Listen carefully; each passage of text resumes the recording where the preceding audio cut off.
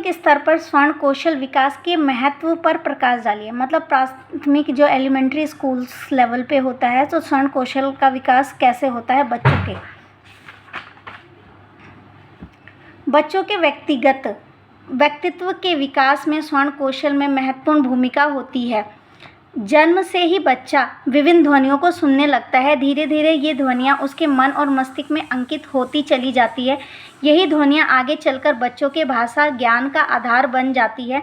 जैसे जैसे बच्चा ध्यान से इन ध्वनियों को सुनता है, वैसे वैसे विभिन्न ध्वनियों के सूक्ष्म भेदों का ज्ञान होने लगता है। इसका अर्थ है कि स्वर्ण कौशल भाषा के ज्ञान का प्रथम सोपान कहा जा सकता है।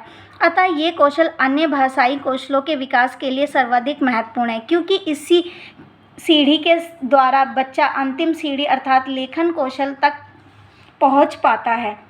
बालक के परिवार में माता पिता के अतिरिक्त दादा दादी भाई बहन भी होते हैं। बालक उनको बोलते हुए सुनता है और फिर अनुकरण द्वारा विभिन्न ध्वनियों का उच्चारण करने का प्रयास करता है। नवीन शब्दों को सुनने के बाद उसके शब्द ज्ञान में वृद्धि होती है। तनिक बड़ा होकर बालक अपने मोहल्ले के बच्चों के संपर्क में आता है, जिससे वह शब्दों का ज्ञान और अधिक बढ़ जाता है। आगे चलकर वो अपनों से बड़े लोगों तथा शिक्षक आदि के संपर्क में आता है। उनके मुख से शुद्ध उच्चारण, उचित स्वर, गति, ध्वनियों के उतार चढ़ाव आदि को सुनकर वे भी उन्हीं के अनुसार बोलने की कोशिश करता है। इस प्रकार वह न केवल मौखिक अभिव्यक्ति करने में समर्थ होता है, बल्कि मौखिक अभिव्यक्ति में प्रवीण हो जाता है।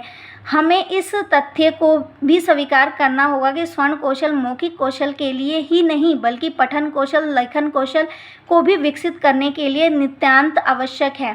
पाठशाला में बालक स्वर्ण क्रिया द्वारा विभिन्न ध्वनियों तथा उनमें निर्मित शब्दों को भी पहचानने लगता है और वे ध्वनियाँ तथा शब्दों का वाचन करता है।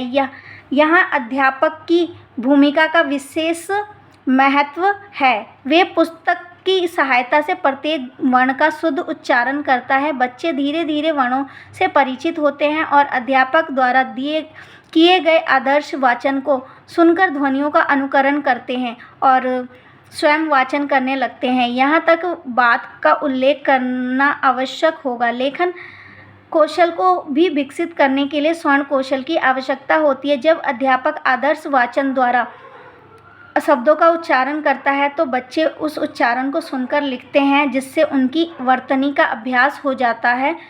अध्यापक उचित स्वर, गति और विराम चिन्हों का उपयोग रखते हुए शब्दों और वाक्यों का वाचन करता है, जिससे बच्चे उचित गति से लिखने में अभ्यास हो जाते हैं। इस क्रिया को श्रुतलेख कहते हैं। अक्सर देखने में आया है कि जो बच्चे ध्यानपूर्वक नहीं सुनते हैं, वे न केवल लिखने में पिछड़ जाते हैं, अपितु उनके लेखन में अशुद्धियाँ भी उत्पन्न हो जाती है। इसी प्रकार आगे चलकर रचना कार्य के लिए भी अध्यापक पहले मौखिक उच्चारण करता है, बाद में लिखित रूप देता है।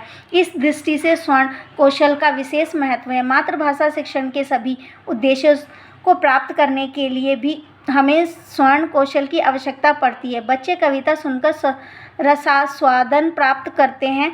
कहानी सुनना उन्हें बहुत अच्छा लगता है। इसी प्रकार साहित्य की अन्य विधाओं के संदर्भ में अध्यापक विषय में संबंधित जो व्याख्या करता है, उसे सुनकर बच्चे विषय वस्तु को तत्काल ग्रहण कर लेते हैं।